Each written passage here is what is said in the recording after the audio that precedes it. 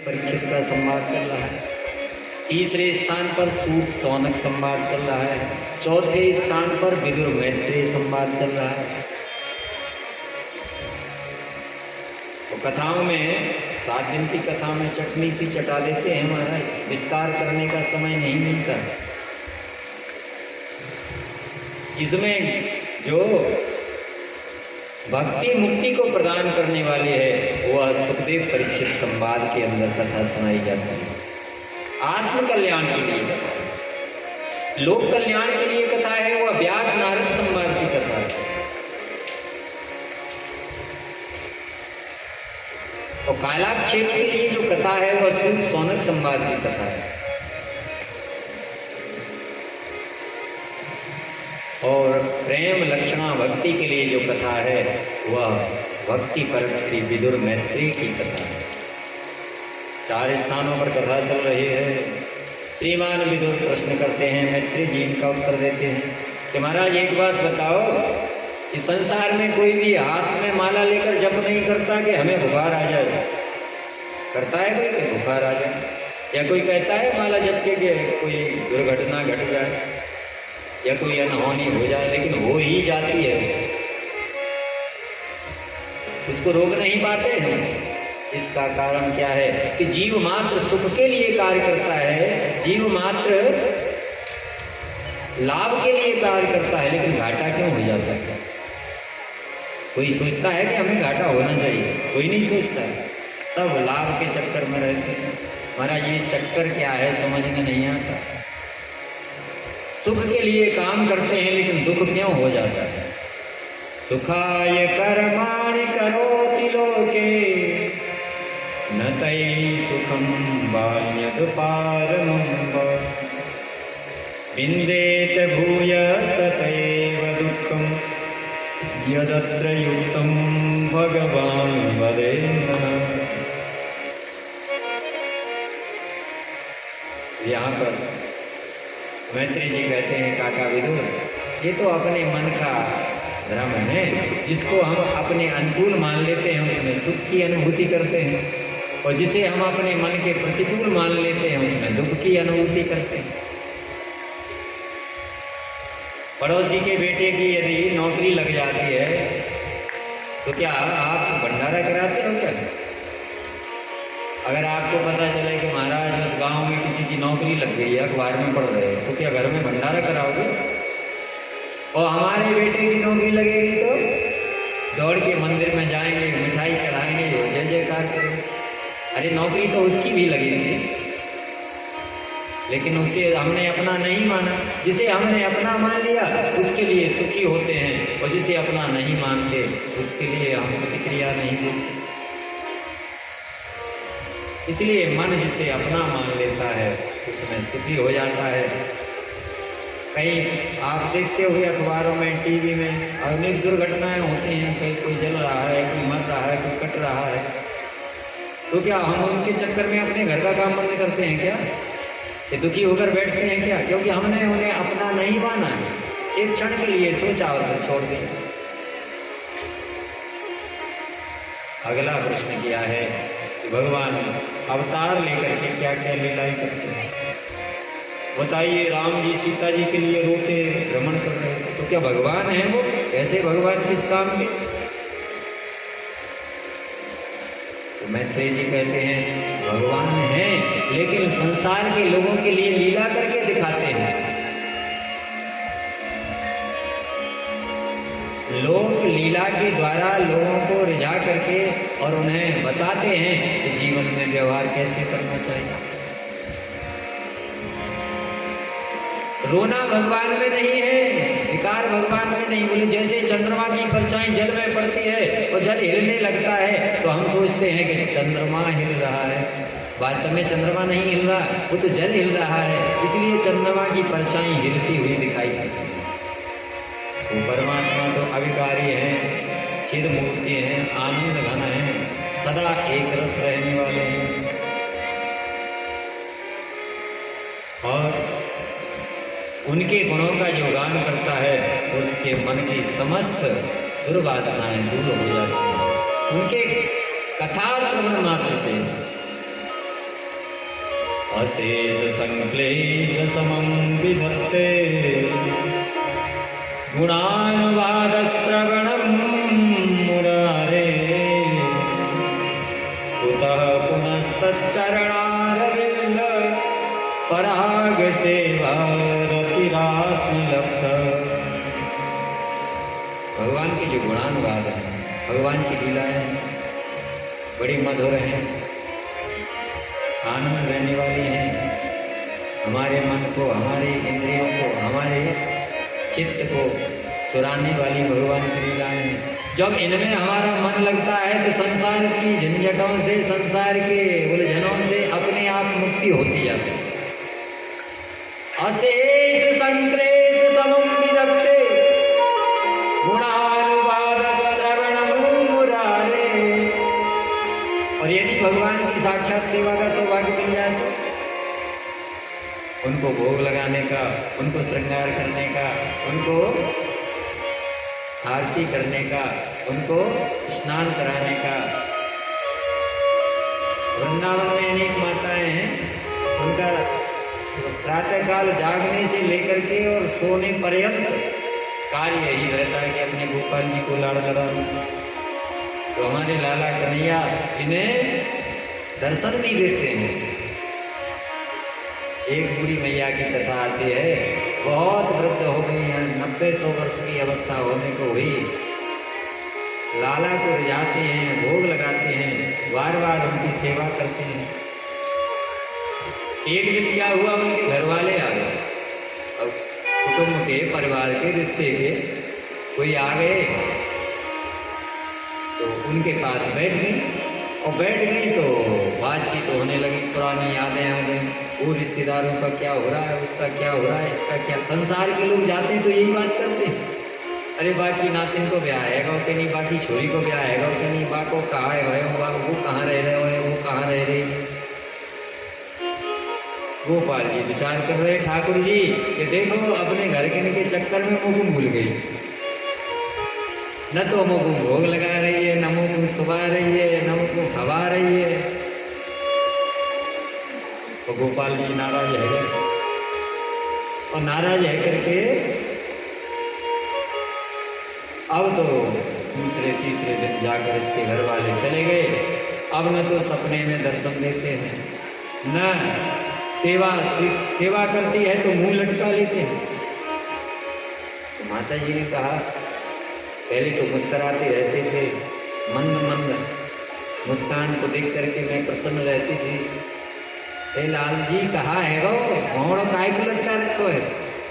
बोले बस सपने में दर्शन दिए। बोले तू अपने रिश्तेदारों को बुला ले, उनके ही अपनी सेवा करवा ले, उनके ही काम करवा ले, उनके ही बतरा ले, अब मेरे से तेरे से कुछ संबंध नहीं। सपने में दर्शन दिया है, प्रिया की आंखों से झरझर करके आंसू गिरते हैं। प्रार्थना करती है, अरे थोड़े समय के लिए आए थे, लाल जी तुम्हारा ही सहारा है। कितने वृद्ध माता पिता अपने घर बार को छोड़कर के ठाकुर जी की सेवा में लग जाते हैं, संसार के झंझावातों से मुक्त हो जाते हैं। उतः पुनस्तच्चरणारविंद। मैत्री जी कहते हैं, यदि भगवान की कथाएं सुनने को मिले तो अच्छा, उनका कीर्तन करने को मिले तो अच्छा, लेकिन यदि उससे अच्छा जब होगा जब हमें साक्षात उनकी सेवा का सौभाग्य मिलेगा। तो सपने में आकर गोपाल जी कहते हैं, आए तो देख मुझे सर्दी में मार दियो, कंबल लाए बनाए। आए तो देख तुमने मोको भोग लगाया तो गर्म दूध रख दियो, तुमने तो मेरा मोड़ो ही जला दिया। ऐसी लीलाएं घटित होती हैं श्री धाम वृंदावन में, क्योंकि भगवान तो भाव के बस में है, भावाग्राही जनार्दन। अनेक प्रश्न किए हैं, सृष्टि का क्रम बतलाते हुए बताया कि 14 भुवन, सप्तद्वीप, 32 पृथ्वी का इस सृष्टि का सृजन ब्रह्मा जी के द्वारा, कमल के द्वारा, कमल से हुआ है। जब ब्रह्मा जी विचार करते हैं सृष्टि का क्रम आगे बढ़े तो सबसे पहले सनकादिक ऋषि प्रकट हुए। श्री सनकादिक भगवान की। कहा बेटा सृष्टि को आगे बढ़ाओ। बोले नहीं, हम तो गृहस्थी के झंझट में नहीं पड़ेंगे, हम तो बाबा जी रहेंगे। तो ब्रह्मा जी ने कहा चले जाओ, आज के बाद तुम 6वें वर्ष के नहीं होगे, 5 वर्ष के जैसे हो वैसे ही बने रहोगे जीवन में। तो जब से सनकादिक ऋषि बस 5-5 वर्ष के रहते हैं, इनके आयु में 6वां वर्ष लगता ही नहीं। देखत बालक बहुकालीना ब्रह्मानंद सदा लय लीना।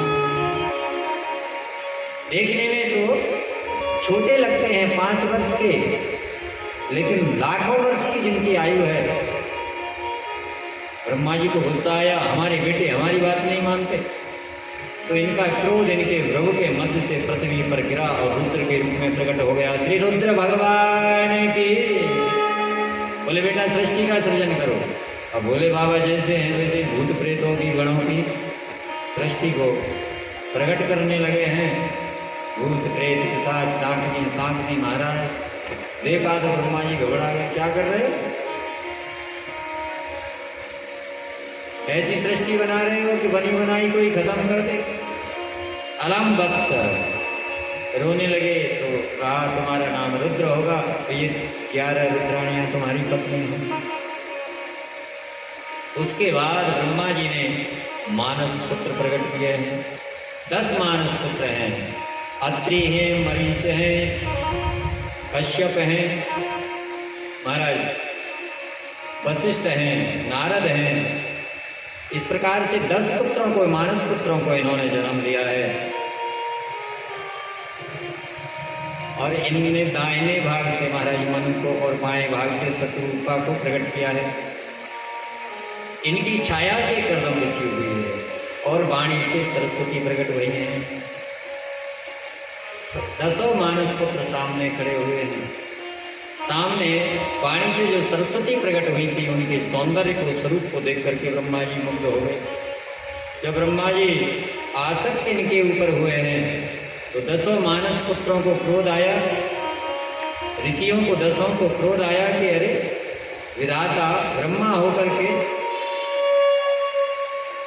मर्यादाहीन आचरण करते हो, और श्राप दे दिया।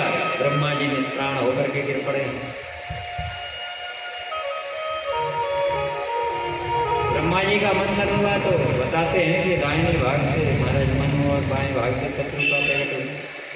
यहीं से नर सृष्टि प्रारंभ हुई है। हम सब मानव की संतान है, इसलिए मनु कहे जाते हैं। आदि सृष्टि यहीं से, मैथुन सृष्टि। सायं भुव मनु हरो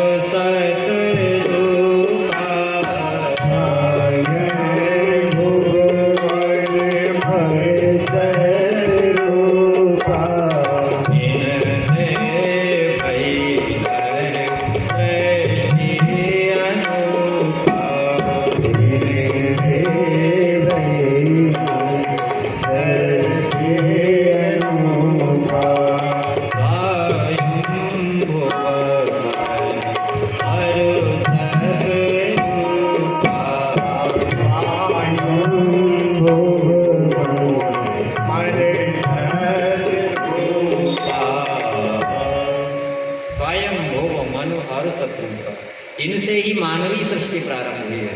इसलिए मनु की संतान होने के कारण हम मानव कहे जाते हैं।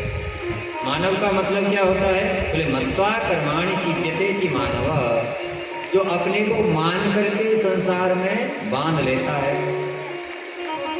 कभी मकान कहता है हाथ जोड़कर तो हमसे कहे आओ स्वामी जी, लेकिन हम मकान को ही अपना मान लेते।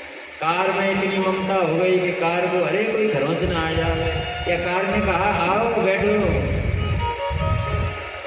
संसार की जड़ वस्तुओं को भी हम अपना इतना आसक्ति में बंद करके मान लेते हैं।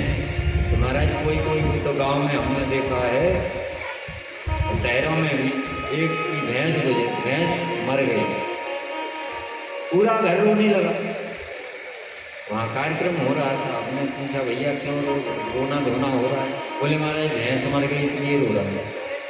और भैंस के लिए रोते हैं? बताइए, भैंस रोती है क्या कभी किसी की? संसार की कोई वस्तु तुम्हें नहीं पकड़ना चाहती, तुम ही उसको पकड़ना चाहते हो, आसक्ति में बदना चाहते हो। इसलिए मानव कहा गया है कि यह मननशील है। जो चिंतनशील मननशील है उसे मानव कहा जाता है। इनके द्वारा आदेश दिया गया मनु महाराज को, और शत्रुपा को सृष्टि को आगे बढ़ाओ। अब सृष्टि को कैसे आगे बढ़ाएं? पृथ्वी तो है ही नहीं। कहा पिताजी पृथ्वी कहाँ है? पृथ्वी नहीं है। बोले कहाँ गई? और हिरण्याक्ष लेकर के समुद्र में प्रविष्ट हो गया। क्रोध आया और ब्रह्मा जी के नासिका से वराह प्रकट हो गए। श्री वराह भगवान की इति विद्याय तो नासा विवरात सहसानघ वराह तो को निर्गाद अंगुष्ठ परिमाण अंगूठे के बराबर प्रकट हुए और देखते देखते महाराज हाथी से भी विशाल हो गए। सब ऋषि मुनि हंसने लगे। ब्रह्मा जी की नाक में कहीं इतने बड़े हो जाते तो हे भगवान लेने के देने ब्रह्मा जी को पड़ जाते। सृष्टि वाला ही गोविंदाय नमो नमः हो जाता। लेकिन देखते क्या है? श्री गोविंद भगवान की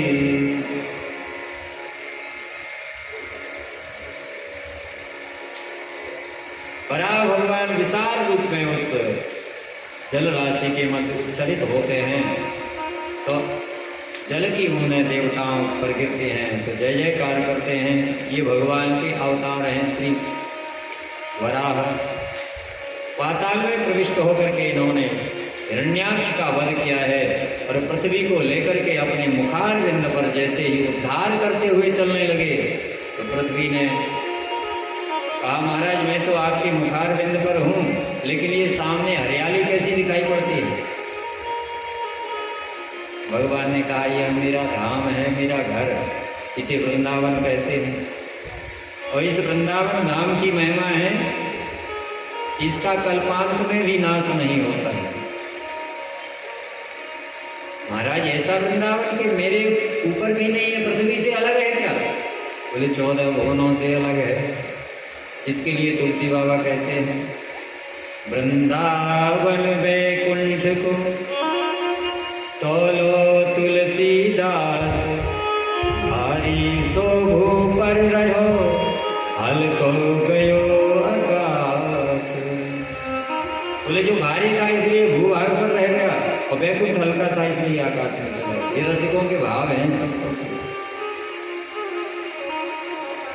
राधे बोल राधे बोल वृंदावन की गलियां में ढोल। राधे बोल वृंदावन की गलियां में ढोल। राधे बोल राधे बोल वृंदावन की गली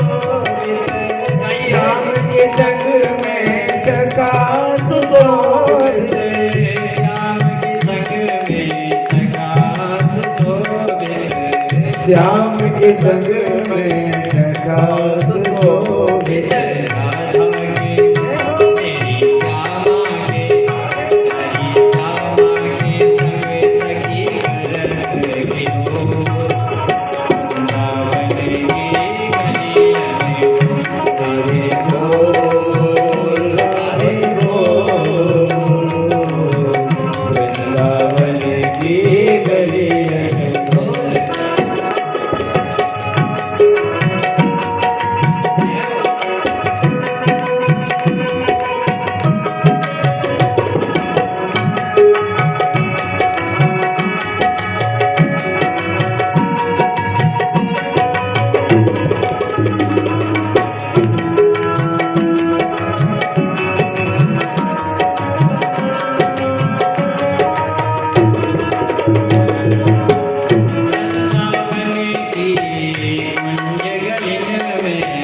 वृंदावन की कुंज गलिन में कुंज गलिन सेवा कुंज गलिन में कुंज गलिन सेवा कुंज गलिन में कुंज गलिन सेवा कुंज गलिन में कुंज गलिन सेवा कुंज गलिन में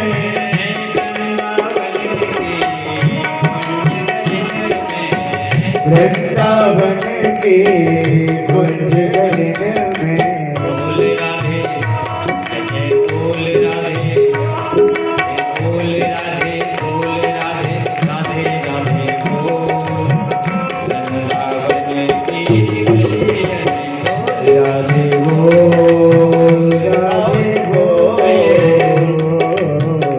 वृंदावन की गलियन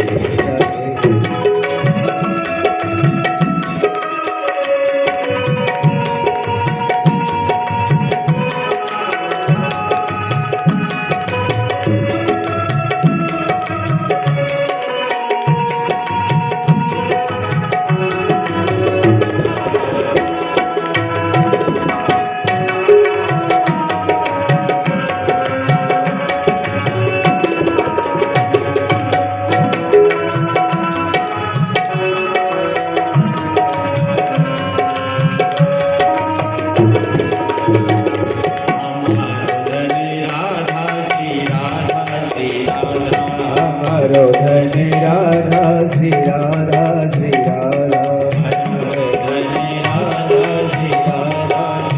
हमारो धन राधा श्री राधा श्री राधा बनाने वाली राधा राधा राधा राधा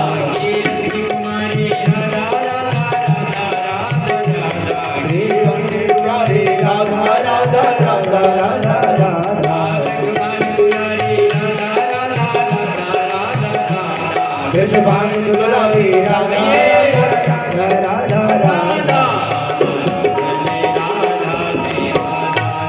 हमारो धन राधा श्री राधा श्री राधा श्री राधा जीवन धन राधा श्री राधा श्री राधा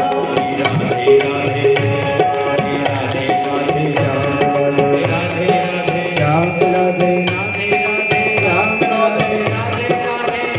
राधे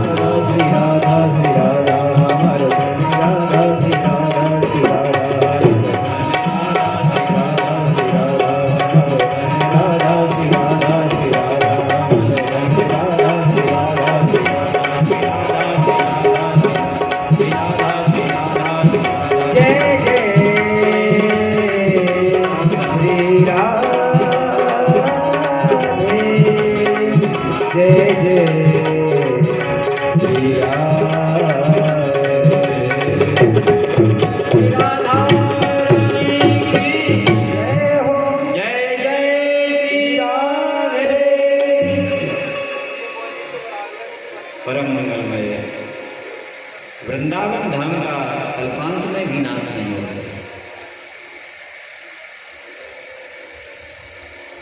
वृंदावन तो वैकुंठ से भी बढ़कर बताया है। बोले वृंदावन में यत्र प्रविष्टो सकलो जंतु आनंद सत्सित घनता होता। यहाँ पर भगवान साक्षात अपने भक्तों का योग क्षेम वहन करते हैं, दर्शन देते हैं। भगवान ने पृथ्वी को स्थापित किया है और अपने पुत्र मनु शत्रुपा के यहाँ पर देखा कि इनकी बिटिया देवहूति विवाह के योग्य हो गई है, तो मनु महाराज चिंता में पड़ गए। यहाँ पर ब्रह्मा जी की छाया से कर्दम प्रकट हुए थे, उन्होंने तपस्या करी है, तो भगवान ने दर्शन दिया है। और कर्दम भगवान ने कहा महाराज आपसे क्या छिपाव है, हमने अपने पिताजी की आज्ञा से विवाह कराने के लिए तपस्या की है। तो भगवान की आंखों से आंसू आ गए कि कोई तपस्या करता है दुख भगाने, कोई तपस्या करता है भक्ति पाने, कोई तपस्या करता है मुक्ति पाने, तो इन्होंने इस तपस्या की है शादी कराने। ये माया ते हतमेरि सस्वर पादारविंदमहि भव सिंधु कोतम। हे प्रभु आपके चरण कमल तो भव सागर को पार कराने वाले हैं, लेकिन मैंने संसार का सुख मांगा है, लेकिन मुझे पूरा भरोसा है आपकी कृपा मेरे ऊपर बरसेगी। भगवान ने कहा आपका विवाह हो जाएगा। एवं मस्तु कह के चल पड़े, आंखों से आंसू गिरा, उसका बिंदु सरोवर प्रकट हो गया। यहाँ पर महाराज मनु ने शत्रुपा से कहा कि हमारी बिटिया देवहूति के लिए ब्रह्मा जी का आदेश है कि वन में जाकर के मैं वर का वर्ण करूं, और व्रत लेकर के आए हैं। और जैसे ही कर्दम जी के आश्रम में आए तो कर्दम जी से प्रार्थना की है, महाराज आपको मैं अपनी कन्या प्रदान करना चाहता हूँ। नानुकूल करने लगे तो मनु महाराज ने समझाया, देखो दीन न खाए बीन खाए, आई हुई वस्तु को ठुकरा करके और फिर उसके लिए दर दर की ठोकर खाना अच्छी बात नहीं है, इसलिए आप मेरी बात को स्वीकार करो। और आपके लिए ब्रह्मा जी ने आदेश दिया है और भगवान ने आशीर्वाद दिया है, और हमें पता है आपने शादी के लिए ही तपस्या की थी, विवाह के लिए। अब तो कर्दम जी को समझ में आ गया कि इनको तो सब पता है, कोल पर जंगल में मंगल हो गया। ब्रह्मा विधाता के विधान का पहला विवाह और कर्दम देवहूति का संपन्न हुआ है। कर्दम जी ने कहा एक शर्त है, एक संतान का मुंह देख करके और मैं वन में तपस्या करने चला जाऊंगा। कर्दम जी ने महाराज मनु ने कह दिया ठीक है, जैसी आपकी इच्छा, हमें यह आपकी शर्त स्वीकार है। क्योंकि महाराज मनु को पता था कि एक बार गृहस्थी में फंस जाए फिर जीवन भर महाराज सर पटकता रहेगा, घर नहीं छोड़ सकता। एक बार तुलसीदास जी से पूछा कैसी बीत रही थी, बोले वो आपको सब पता है कैसी बीत रही। हौसे फूले हम फिरे होते हमारो ब्याह, तुलसी गाय बजाई के देत काठ में पान। गा बजा करके अपने पाँव में बेड़ी बांधते हैं। तो कहा भी गया है कि लोहे की बेड़ी तो हट सकती है, टूट सकती है, लेकिन पुत्र और पत्नी रूपी बेड़ी से मुक्त होना बड़ा कठिन होता है। श्रीमान मनु शत्रुपा तो चले गए हैं बेटी को विदा करके। यहाँ पर कर्दम जी ने तपस्या की है और इनके यहाँ 9 कन्याओं का जन्म हुआ है। 9 कन्याओं का विवाह 9 ऋषियों के साथ किया गया, जिसमें अनुसुईया महाराज अत्रि को ब्याही गई है, अरुंधति वशिष्ठ को ब्याही है, मरीचि को कला ब्याही गई है। इस प्रकार 9 महात्माओं का विवाह हो गया। और एक महात्मा था नारद बाबा, वो आया नहीं ब्रह्मा जी के साथ, तो जीवन भर बाबा जी बन के ही घूमता रहा। अब इनके यहाँ कपिल का भगवान का प्राकट्य हुआ है। कर्दम जी तो तप करने के लिए चले गए हैं और कपिल भगवान ने इन्हें सुंदर कपिलोपाख्यान का ज्ञान का उपदेश किया है। भागवत में छोटों के द्वारा बड़ों को उपदेश है। कपिल भगवान कौन है? देवहूति के 5 वर्ष के पुत्र हैं। ध्रुव जी कौन होंगे? भगवान के प्यारे उत्तानपाद के बेटा, लेकिन पिता को उपदेश करेंगे। प्रहलाद जी भी उपदेश करेंगे और गोकर्ण जी उपदेश कर चुके हैं। बड़े बड़े ऋषि मुनि इनकी स्तुति करते हैं तो मैया देखती है तो आज विचार किया मैं ही अपने बेटे से कुछ पूछ लूं। मेरा बेटा नहीं है तो भगवान लगता है, और भगवान तो थे ही कपिल। पिता का नाम क्या है? कर्दम देवहूति। कर्दम माने जो इंद्रियों का दमन करता है, देवहूति जो देवों का आवाहन करने वाली बुद्धि होती है। और नदी कौन सी जिसके किनारे रहते हैं? बोले सरस्वती। जो सरस्वती सत्कर्म के किनारे कर्दम इंद्रियों का दमन करता है और पत्नी देवहूति देवों का आवाहन करने वाली बुद्धि का साथ लेता है, उसके यहाँ कपिल भगवान के रूप में प्रकट होते हैं। कम सुखम दाति ददाति स कपिला। मैया ने प्रश्न किया, मेरे इस जीवन की दशा ऐसी हो गई है जैसे एक रथ में 10 घोड़े हों और 10 घोड़े 10 दिशाओं में भाग रहे हों। निर्विन्नाम नितराम मन असद इंद्रिय तर्षणा एन संभाव्य मानेन प्रफल्लांगम तमा प्रभो। आँख कहती है सुंदर रूप देखूं, कान कहते हैं सुंदर संगीत सुनूं, जीभ कहती है सुंदर स्वाद लूं, त्वचा कहती है सुंदर स्पर्श करूं, पांव कहते हैं कि सुंदर सुंदर प्रदेशों में भ्रमण करूं, कान कहते हैं सुंदर संगीत सुनूं, किसकी मानूं किसकी नहीं मानूं। निर्विन्नाम नितराम भूमन। भगवान कपिल कहते हैं मैया मैं तुम्हें सांख्य का उपदेश करता हूं, इसके श्रवण करने से आपके दुख दूर हो जाएंगे। इसलिए मैया ने प्रार्थना करी तो मैं तुम्हारी भगवान भी मैया को भी आप एक बार देखना यहाँ पर कि भगवान भी देखते हैं कि मेरी कोई शरण हुआ है कि नहीं, शरणागत आया है कि नहीं, दीन हुआ है कि नहीं। अर्जुन को भगवान ने गीता जब तक नहीं सुनाई जब तक शिष्यस्ते हम साधिमाम काम कार्यपण्य दोषो अपहत स्वभाव रक्षामि ताम धर्म सम्मूढ़ चेत। जब मैया देवहूति स्वयं माँ हाथ जोड़ करके सामने बैठ जाती है और प्रणाम करती है, तम त्वागताहं शरणं शरण्यं। शब्द देखिए माँ देवहूति का, तम त्वागताहं शरणं शरण्यम। जीव मात्र को शरण देने वाले, हे शरणागत वत्सल मैं तुम्हारे आश्रय में आई हूँ। जब तक हमें अपना बल रहता है, जब तक हमें अपना अभिमान रहता है तब तक शरणागत नहीं होते हैं, और जब तक शरणागत नहीं होते हैं तब तक ज्ञान आता नहीं है, ज्ञान उतरता नहीं। तम त्वागताहं शरणं शरणं। तो भगवान ने कहा मैया चिंता मत करो, योग आध्यात्मिक पुंसम मतो निःश्रेयसाय मे अत्यंतो परतिर्यत्र सुखस्य च दुःखस्य च। मैं आध्यात्म का उपदेश करता हूँ। संग छोड़ देना चाहिए, अपने अंदर झांकना चाहिए। आत्मानुभूति जिसे कहते हैं, आत्मावलोकन जिसे कहते हैं, उसे अध्यात्म कहा गया है। अपने भीतर देखो। कभी हम गए थे ना, ये हमारे जो यजमान हैं श्रीमान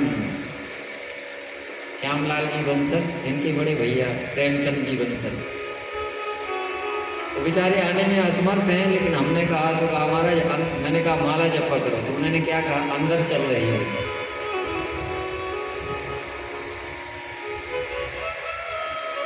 बाहर की माला दिखाने की माला होती है, यदि अंदर चलने लगे तो कहना ही नहीं।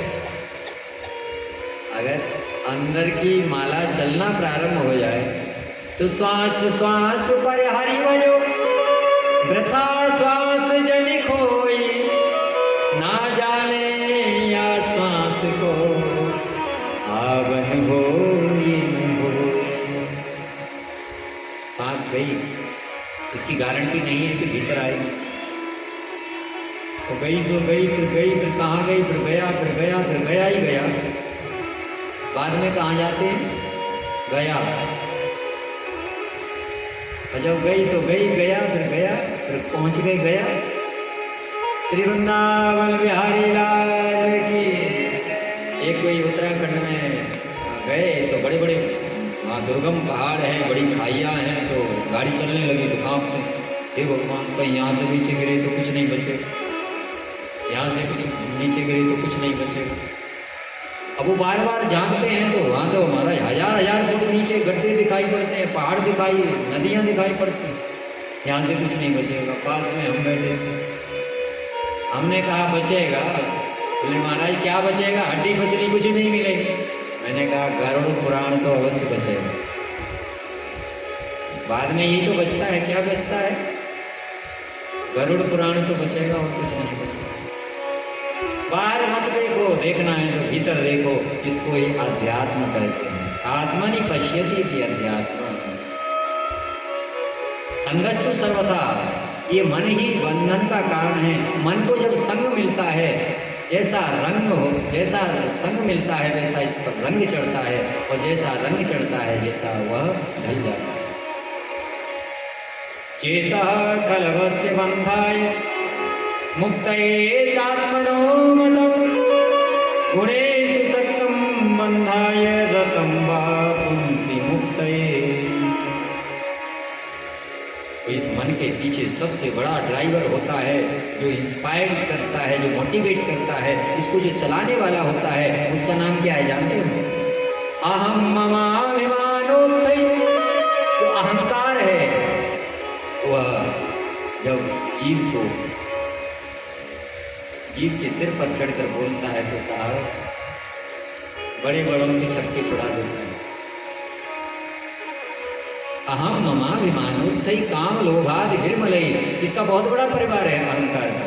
काम है, लोभ है, मद है, लोभ, ये सब के सब इसी के परिवार। इसलिए इससे सावधान होने की आवश्यकता है। संगस्तु सर्वथा त्याज्य। संग बिल्कुल छोड़ देना चाहिए, लेकिन छोड़ा नहीं जा सकता साहब। आजकल तो जंगल भी नहीं बचे, और संग करने के लिए जंगल में भी मिल जाते हैं कोई जीव जंतु मिल जाएंगे, कोई प्रकृति के दृश्य मिल जाएंगे, उनमें भी आसक्ति हो सकती है। जैसे भरत जी को मृग में हो गई, तो कैसे बचोगे? संग छोड़ देना चाहिए। बोले छोड़ा नहीं जा सकता तो क्या करें? बोले जिस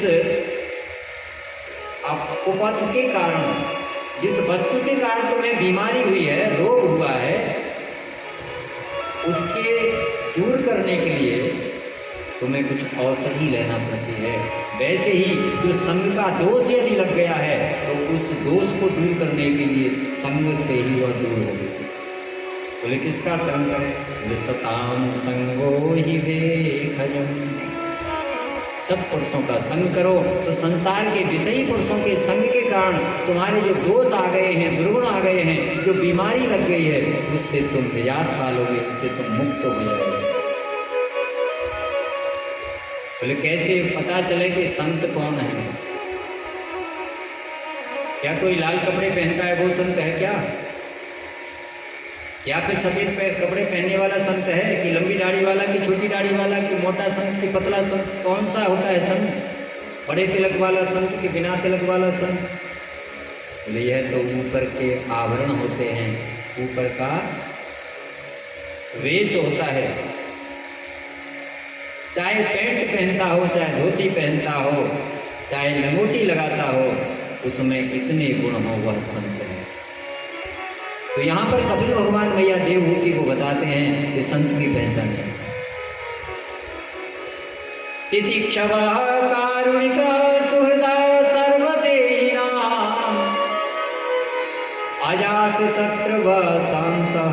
साधुभूषणम् मयि अनन्यभावेन भक्तिं कुर्वन्ति ये जनाः मत्कृते त्यक्तकर्माणः त्यक्तस्वजनबान्धवाः मदाश्रया कथादृष्ट शृण्वन्ति कथयन्ति च। तितिक्षवा जो सहन करने वाली होती है वह संत है। जो करुणावान होते हैं, जिन्हें दूसरे का दुख देख करके, पीड़ा देख करके दया आती है, वह संत हैं। चाहे छोटी दाढ़ी हो, चाहे बड़ी हो, चाहे लाल कपड़े हों, चाहे पीले हों, चाहे धोती पहनते हों, चाहे पैंट पहनते हों, कुछ भी पहनते हों, जो करुणा करते हैं, दया करते हैं, दूसरे को दुखी देखकर वह संत है।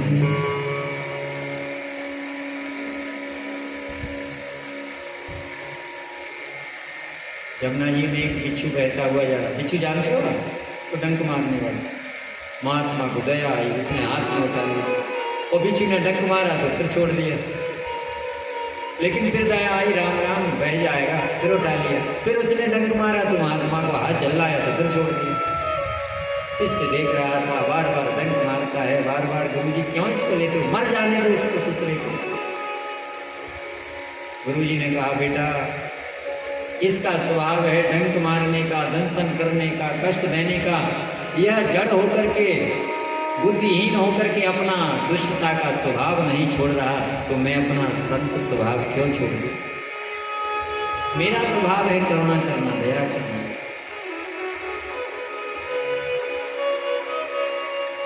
चंदन विष व्यापे नहीं लिपटे रहत भुजंग।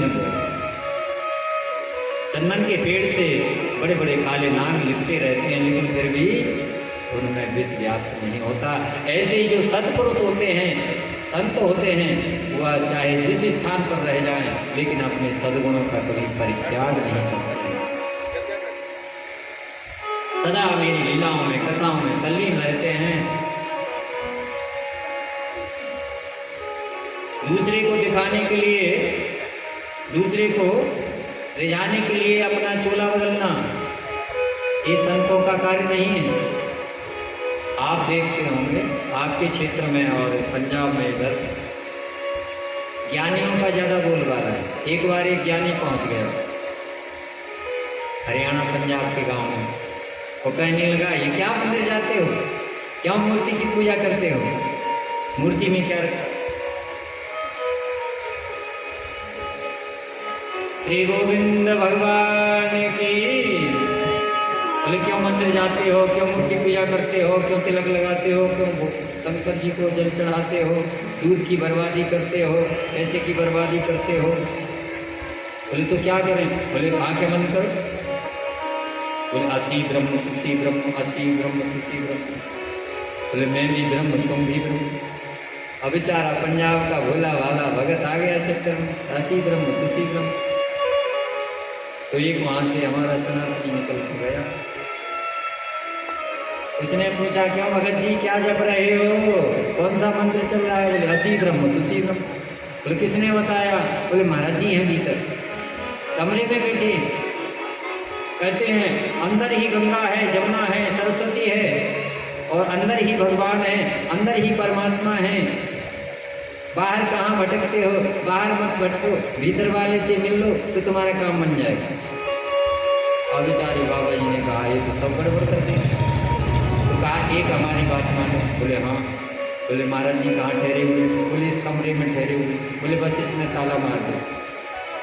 और उसने ताला लगा दिया। 1 घंटा, 2 घंटा, 4 घंटा, 6 घंटा, 8 घंटा, 10 घंटा हुए। अब बाबा जी बार बार खटखटाते हैं, 10 बार 5 बार खटखटाए। अब बाहर वो बाबा जी और भगत जी बोले महाराज वो चिल्ला रहे हैं, खोलो खोलो। पूछो बोले क्यों चिल्ला रहे हो? बोले असी ब्रह्म तुसी ब्रह्म। तो बाबा जी ने कहा मुझे बड़ी जोर की प्यास लग रही है। तो बाहर से जो बाबा जी थे उन्होंने कहा कह दो भीतर वाली गंगा जी है उसी में से पानी पी लो। बोले भीतर गंगा है ना? बोले भीतर जो गंगा जी है, जमुना जी है, उन्हीं में से पानी पी ले, बाहर की गंगा की कोई जरूरत नहीं। न गंगा नहाने से मतलब, न मंदिर जाने से मतलब, न तिलक लगाने से मतलब, न पूजा करने से मतलब। अब तो महात्मा चिल्लाने लगा, अरे वो भीतर वाली गंगा से प्यास थोड़ी सी बुझेगी, अरे कम से कम पानी पिला दे, क्या मारने के लिए बुलाया था क्या? तो बाबा जी ने कह दिया, बोले ये तो ब्रह्म है, ब्रह्म से जाके मिल जाएगा, इस शरीर का क्या भरोसा, शरीर तो नश्वर है, नासवान है, मरता शरीर है, आत्मा तो जीवित रहती है। यही तो ज्ञान दिया था महाराज जी ने। बोले हाँ हाँ यही ज्ञान दिया, यही ज्ञान दिया। तो कह दो मरना और जन्म लेना ये तो संसार का धर्म है, शरीर का धर्म है, सीधे ब्रह्म से जाके मिल जाओ। महात्मा ने हाथ जोड़ करके कहा, अब आया सो आया, अब इस गांव में कभी नहीं आऊँगा, बस मेरा ताला खोल दे, मुझे घर जाना है, मेरे आश्रम जाना है। श्री वृंदावन बिहारी लाल की। तो कहना सरल है, करना कठिन है। वास्तव में जीव ब्रह्म स्वरूप है, आनंद स्वरूप है, प्रेम स्वरूप है, लेकिन वो एक भूमिका है, एक सोपान है, एक सीढ़ी है। ABCD पढ़ने वाले, छोटे आ बड़ा सीखने वाले को ककार ककार ये आप क्या सीखते हैं, उसको सीखने वाले को PhD की बात करते हैं। ऊंची बात, ऊंची सीढ़ी, ऊंचा चिंतन तब होता है जब हमारी भूमिका बन जाती है, हमारी पात्रता बन जाती है, हमारा अधिकार हो जाता है। हमने इस भारत भूमि में इस प्रकार का पाखंड फैला दिया है कि बेचारे हिंदू धर्मावलंबियों को विभ्रम में डाल दिया। बड़े दुख की बात है, कहना पड़ता है, कहना नहीं चाहते। हमारे यहाँ जो इंटरटेनमेंट जो बॉलीवुड है, उसने भी देश को नष्ट करने में कोई कसर नहीं छोड़ी, और कुछ अधकचरे ज्ञानियों ने भी गड़बड़ कर दिया है, और कुछ महाराज स्वयंभू बन जाते हैं। स्वयंभू बन के हम ही सब कुछ हैं, हमारे चरणों को जो हमारा फोटो लॉकेट में डालो, हमारी पूजा करो, हमारे नाम का जप करो। ऐसे पाखंडियों ने हिंदुओं को विभ्रम में डाल दिया। इनसे बचना चाहिए। जो हमारे ऋषि मुनियों ने तपस्या करके, लाखों वर्षों में तपस्या करके, जो कुछ हमारे ग्रंथों में, गीता में, उपनिषदों में, वेदों में, पुराणों में जो कुछ है, उसको ग्रहण करो। पाखंड के चक्कर में बिल्कुल नहीं पड़ना चाहिए। तिलक लगाने से भी होता है, मंदिर जाने से भी होता है। ये अलग अलग सीढ़ियाँ हैं, भूमिकाएं हैं, उनका पालन करना चाहिए। नहीं किसी गांव में फंस गए तो लेने के देने पड़ जाते हैं। श्री गोविंद भगवान की। फिर वो बाबा जी उस गांव में लौट के जीवन भर नहीं गया होगा। कपिल भगवान कहते हैं, मेरे संतों के संग में रहोगे तो उनकी सुंदर कथाएं सुनने को मिलेगी। सांख्य योग का वर्णन किया है। तत्व विभाग से वर्णन करने के बाद भगवान के सालों के सामीप्य, सारूप एकत्व की वर्णन किया। भक्त का भोजन कैसा होना चाहिए? जब तक भोजन की शुद्धि नहीं होगी तब तक मन की शुद्धि नहीं होगी। जैसा खावे अन्न वैसा बने मन। सात्विक आहार से हमारी बुद्धि सात्विक होती है। किस आसन पर बैठकर माला जपना चाहिए, कैसी माला का जप करना चाहिए, यह सब सीखना चाहिए। किस दिशा में बैठ के भोजन करना चाहिए, किस दिशा में बैठ करके जप करना चाहिए। और ज़्यादा ब्रह्म ज्ञान नहीं है, अरे कहीं कुछ नहीं है, इधर को भी मुँह करके बैठो, क्या होता है? ऐसा विचार नहीं करना चाहिए। जो कुछ नियम है उनका पालन करेंगे तो जो कुछ सिद्धि होगी उससे हमें लाभ होगा। योगस्य लक्षणं वक्षे सबीजस्य नृपात्मजे मनोरेणैव विना प्रसन्नं याति सत्पथम्। सांख्य योग का उपदेश करते हैं। सांख्य योग माने शेषर योग, एक होता निरीश्वर योग। निरीश्वर योग में बिंदु का चिंतन कर लो, ज्योति का चिंतन कर लो, इस प्रकार की बातें करते हैं। बोले त्राटक कर लीजिए, सामने जो दीपक जलाया है उस पर आंखों को टिकाइए, ओमकार का चिंतन कर लीजिए, आंखें बंद कर लीजिए, लेकिन हमारे यहाँ शेषवर योग को बताया गया है। इसका भी भाव है कि ओम का चिंतन करो, बिंदु का चिंतन करो, अपने षटचक्र भेदन के द्वारा, सहस्त्रार के द्वारा ब्रह्मलोक की प्राप्ति के मार्ग का अनुसंधान कीजिएगा। लेकिन सबसे पहले भूमिका तो होना, कैसा आसन होगा,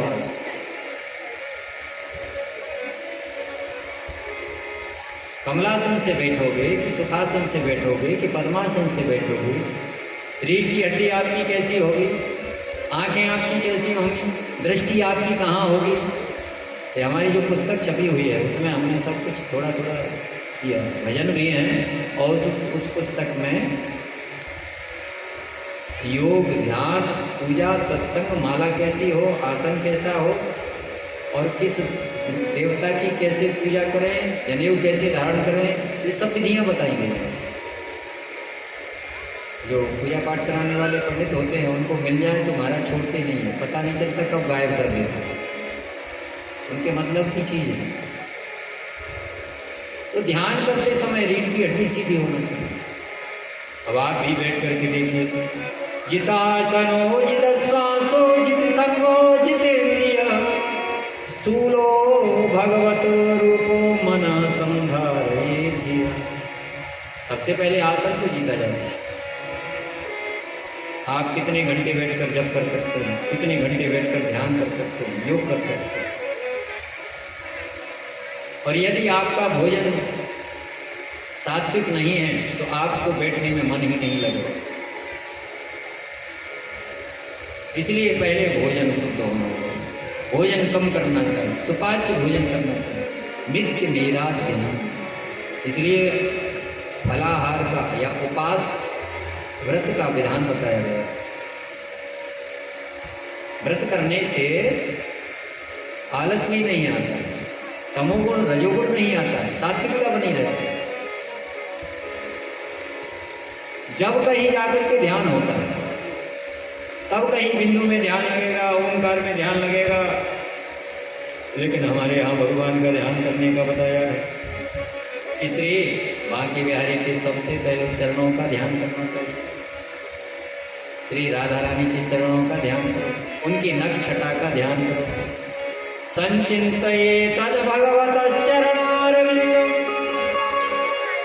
वज्राङ्कुशाध्वज सरोरुलाञ्छनाढ्यम् उत्तुङ्गरक्तविलसल्लकचक्रवाल ज्योत्स्ना विराहकमहद्हृदयान्धकारम्। भगवान के चरणों की नक्षटा से हमारे हृदय के अंधकार दूर हो जाते हैं।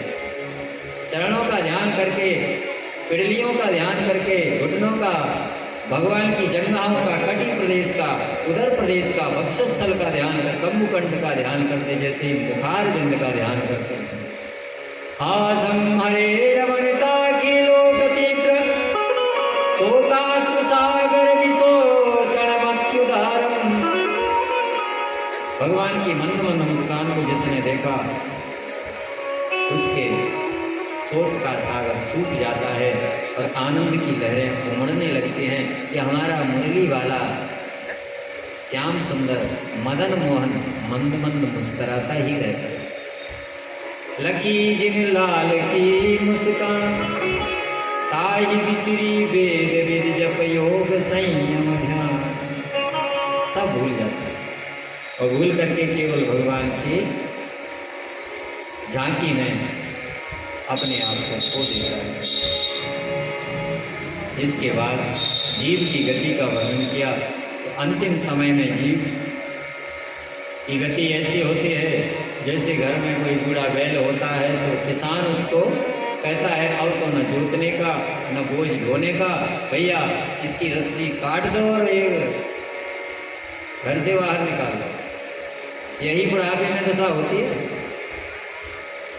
बहुएं ताने मारती हैं, बेटा भी नाती भी कहता है अरे टाएं टाएं करते रहते हैं, करना धरना तो कुछ नहीं, दरवाजे पर बैठे बैठे जाने क्या क्या करते रहते, क्या क्या बकते रहते। अब बताओ खून पसीना करके और अपना भवन बनाया, दुकान बनाई, मकान बनाई और बेटों के लिए, बेटियों के लिए सब कुछ दिया, लेकिन अंतिम समय में आकर के वही कहते हैं ये तो हमारे लिए भार हो गए हैं, भैया दूर इनको विश्राम दे दिया जाए। अंत में जाकर के भगवान कृपा करते हैं और इसे मानव देह प्रदान करते हैं, और मानव देह प्रदान करके भगवान इसके ऊपर अनुग्रह करते हैं कि कम से कम इस मानव देह में तो मेरा भजन करेगा।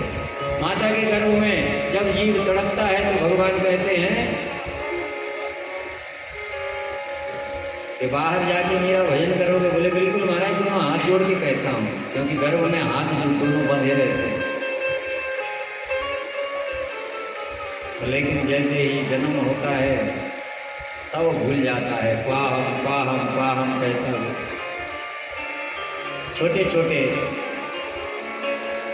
मच्छर हैं, मक्खी हैं, कीटाणु हैं, खाते हैं, बोल तो सकता नहीं है, चिल्लाता रहता है।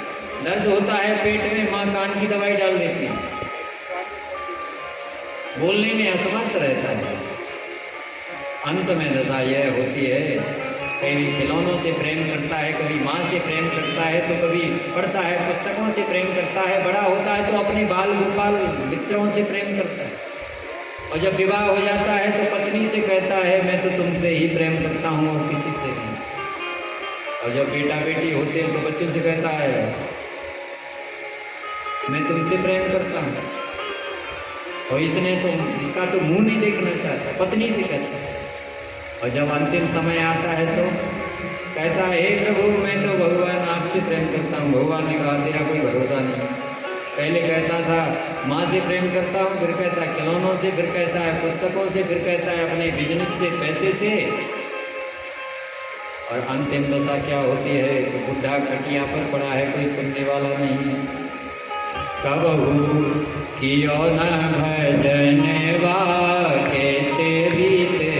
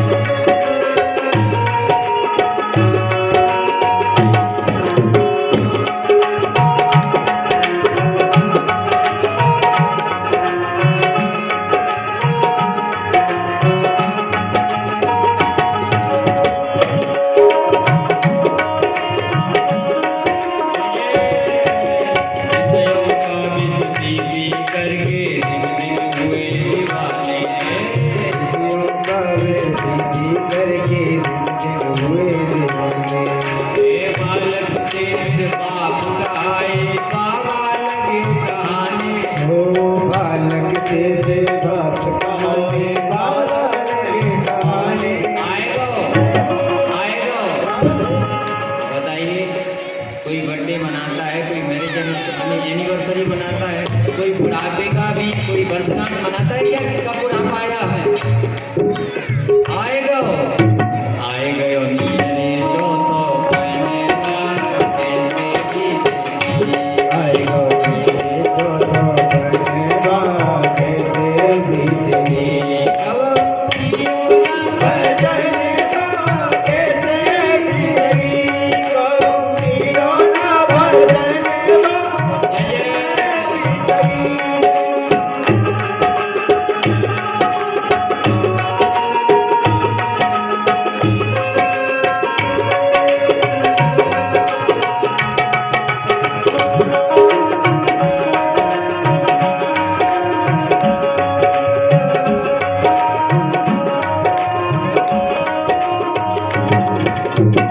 अब क्या हालत हो गई है कि कमर झुक गई है, आंखों से भी दिखाई नहीं पड़ता, कानों से भी सुनाई नहीं पड़ता, और पेट में डालो डायरेक्ट सप्लाई पचता भी कुछ नहीं, लेकिन फिर भी बुढ़ा बैठा हुआ है जमा नहीं ऐसे नहीं, ऐसे करो नहीं, मैं कहता हूँ ऐसे करो।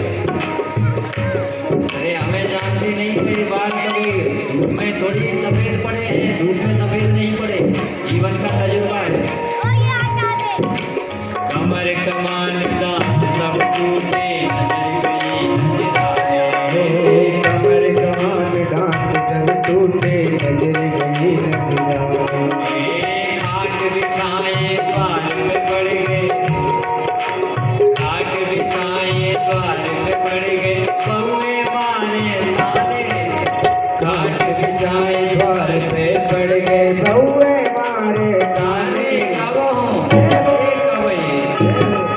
ये मरे बहू नैना कैसे भी कब ये मरे बहू नैना कैसे बीतेगी।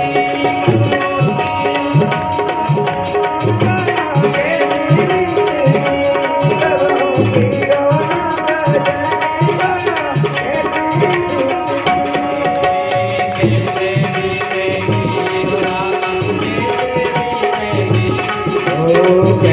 बीतेगी ओ रामा कैसे बीतेगी।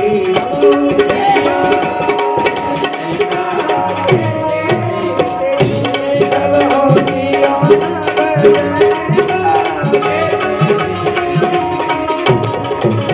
श्री राधा रानी की जय जय श्री राम, जय जय श्री राम। कबहू कियो न भजनवा कैसे कमर कमान दांत सब टूटे, नजर गई नजराने। और सब विचार करते हैं भैया बहुत परेशान करते हैं, इसलिए ठाकुर जल्दी बुला लें तो अच्छा है। और कभी कभी तो महाराज यमराज आ जाता है, लेकिन कहते जरूर हैं। एक बुढ़िया अपनी गाय भैंस की सेवा कर रही है, तो 90 साल की जाके और कहे हे भगवान अब तो ले लो, हे भगवान अब तो ले लो, अब ना है कट रही, अब ना है मेरे बस, अब तुम उठाए ले कहे। तो यमराज निकल रहा वहाँ से, यमराज नहीं सुन रही, दुकान की बुढ़िया बुला रही है तो जाकर उठाए लो।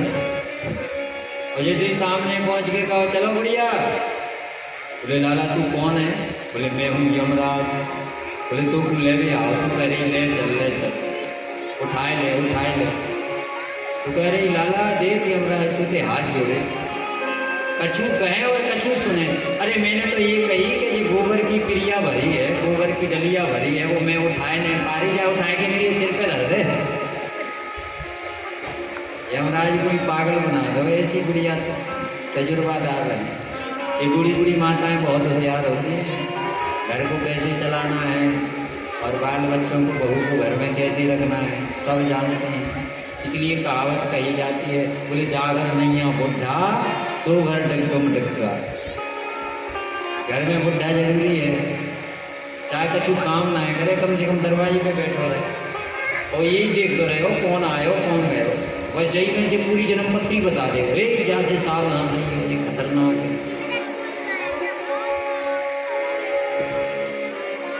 सुंदर उपदेश कपिल भगवान ने दिया है। मैया देवहूति संका के रूप में प्रवाहित होकर के जिस धाम को चली गई है। तृतीय स्कंद संपन्न हुआ। चतुर्थ स्कंद में मनु महाराज की दूसरी जो बेटियां हैं उनके वंश का वर्णन। मनु महाराज के 2 बेटे हैं, प्रियव्रत उत्तानता। 3 बेटियां हैं, आकृति, देवहूति और प्रसूति। देवहूति कर्दम को ब्याही गई, आकृति रुचि प्रजापति को ब्याही गई है और प्रसूति का विवाह महाराज दक्ष से किया है, जिनके यहाँ 16 कन्याएं हैं। दक्ष ने अपने पिता के यज्ञ में जल करके अपने शरीर का परित्याग किया। सुनकर के परीक्षित जी आश्चर्य में पड़ गए, महाराज ऐसा हमने पहली बार सुना है कि कोई बिटिया अपने पिता के घर में जाके मरी। आज तक हमने जितनी FIR देखी है सबकी सब FIR ससुराल की मिली है। तो थाने में FIR होती है, तो बोले मर गई, जल के मर गई, कैसे कहाँ मर गई? बोले ससुराल में मर गई। बोले पहली बात कह रहे हो आप कि ये अपने पिता के घर में मरी, पिता के यज्ञ में मरी, ये तो आश्चर्य की बात है। और फिर दक्ष महाराज अपनी बेटियों पर कितना स्नेह करते थे, जगत जानता है।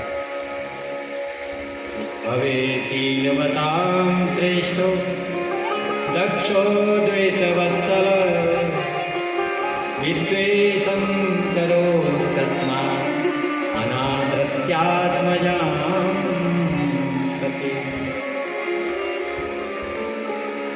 अपनी बिटिया के प्राण लेने वाला कैसे हो सकता है दक्ष? वर्णन करने लगे। प्रयाग में एक बार वाजपेयी नाम का यज्ञ हो रहा था, तो ब्रह्मा जी ने दक्ष को प्रजापतियों का अध्यक्ष बना दिया।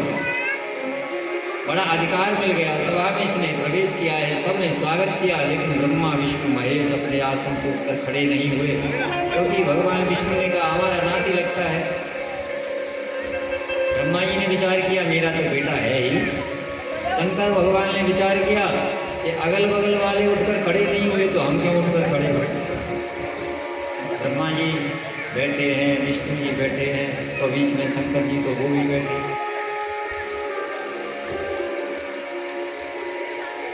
तो चारों ओर देख करके इसने अभिमान में भर के अनाथ शनाथ बकना प्रारंभ कर दिया। अरे यह भूत प्रेतों में रहने वाला भोले बाबा से कहते नग्न रहता है और किस प्रकार से भभूति लपेटे रहता है, न रहना आता है, न खाना आता है, न व्यवहार करना आता है। अरे ब्रह्मा जी ने कहा तो मैंने इसे अपनी बिटिया का क्या दे दी है। इसके बाद तो 7वें आसमान पर पहुंच गए, अपने जामाता को दामाद को ही अनेक प्रकार के दुर्वचन कहने लगे। अरे मेरी मृग नयनी कन्या, ये बंदर की आंखों वाला, भूत प्रेतों में रहने वाला, क्या जाने सभा का सम्मान। एष मे शिष्यतां प्राप्तो यन्मे दुहितरग्रही पाणिं विप्राग्निमुखता सावित्र्या एव साधुवत्। लड़ाई झगड़े का प्रसंग है और धर्मारस कहाँ से। महाराज जैसे ही कहा प्रेतावासे सुघोरेषु भूत प्रेत गणैर्वृतः प्रेताटच्युन्मतवल्लग्नो युक्तकेशो वसंदुदन्। देखो तो सही, कभी हंसता है, कभी रोता है, न बोलना आता है, न खाना, न रहना। गले में मुंडों की माला, शीश पर सांप, माथे पर चंद्रमा और बेड के ऊपर बैठता है, जटा में गंगा रहती है। भोले तो गाली पर गाली है, लेकिन भोले तो भोले कुछ भी नहीं बोले, क्योंकि भगवान सब सहन कर सकते हैं। महादेव हैं, देव नहीं महादेव। भगवान भोलेनाथ की बारात को देखा आपने?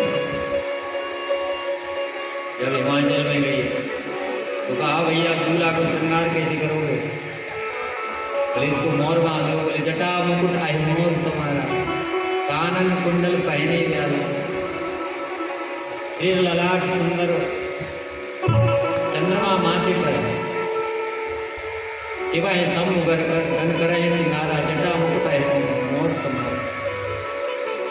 भूत प्रेतों की बारात लेकर गए थे। यहाँ पर दक्ष गाली पर गाली देता है, लेकिन भोले बाबा कुछ भी नहीं बोलते हैं। तो एक संत ने कहा, ये गाली थोड़ी दे रहा है, ये तो भगवान भोले बाबा की स्तुति कर रहा है। स्तुति बोले कैसे?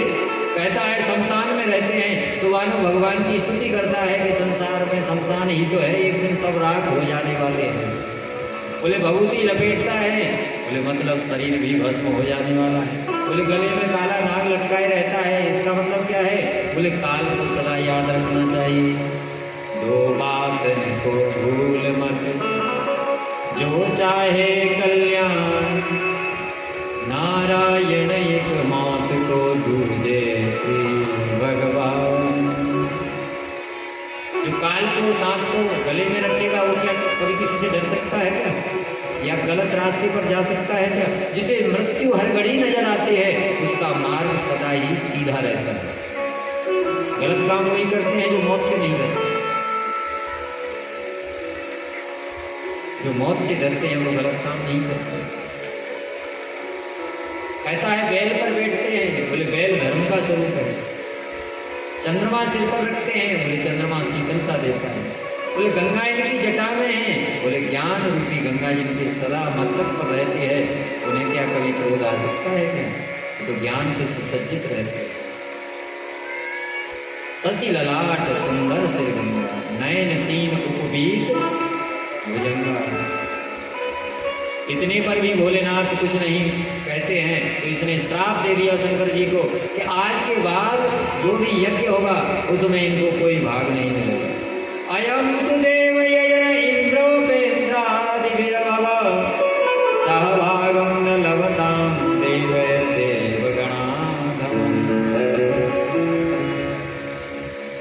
देवताओं के बीच में भाग नहीं मिलेगा। तो बोले ये भी स्तुति कर रहा है कि बोले ये देवता नहीं है, ये तो महादेव है, इसलिए देवताओं के बीच में भाग नहीं, इन्हें तो अलग से ही भाग मिलना चाहिए। जो हवन जब करते हैं तो जो शेष भाग बचता है वह रुद्र भाग का है, उसे शेष भाग को अग्निकुंड में नहीं डालना चाहिए। जो तीन परिधियां होते हैं, लाल रंग की, श्वेत रंग की और श्याम वर्ण की। लाल रंग की परिधि ब्रह्मा का स्वरूप होती है, श्वेत वर्ण की परिधि विष्णु का स्वरूप होती है और श्याम वर्ण की जो परिधि होती है वह भगवान शिव का स्वरूप होती है। हवन कुंड की जो परिधियां होती हैं, शिव विश्वास है, ब्रह्मा विधान है और विष्णु समर्पण है। जिस यज्ञ में तीनों देवता रहते हैं, विधान भी रहता है, विश्वास भी रहता है और समर्पण भी रहता है, वह यज्ञ पूर्ण होता है। और योनि माँ जगत जननी जगदम्बा है। श्राप दे दिया तो भोले बाबा के गण भी साथ में आए थे, उन्होंने लेकर के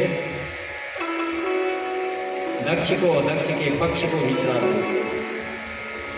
बोले दक्ष, तेरा जो बक बक करने वाला मुंह है एक दिन टूट जाएगा, बकरे का मुंह लग जाएगा और तेरे जो साथी हैं वह पाखंडी हो जाएंगे। जो ब्राह्मणों की बातों में आकर तू हमारे भोलेनाथ का अपमान कर रहा है, सब पाखंडी हो जाएंगे।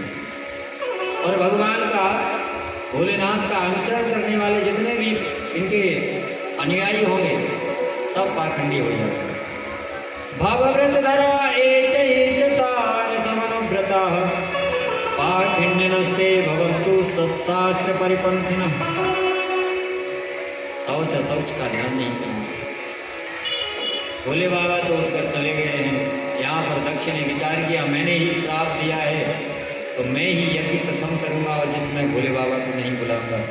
तो इन्होंने कनखल हरिद्वार में बृहस्पति सब नाम का यज्ञ किया, सबको न्योता भेजा, लेकिन जानबूझ करके भोलेनाथ को नहीं बुलाया। सब देवता आने लगे हैं। सती बिलो के व्योम विमाना, सती मचलने लगी महाराज। बिटिया को जितना सुख मिलता है अपने पिता के यहाँ जाने में उतना सुख कभी नहीं मिलता। ये माताएं चाहे जितनी दूर रहती हों अपने पिता से, अपने भाई से, लेकिन साल में 2 साल में, महीने 2 महीने में जाती हैं तो बड़ी खुश होती हैं। अपनी बहन से मिलूंगी, माँ से मिलूंगी।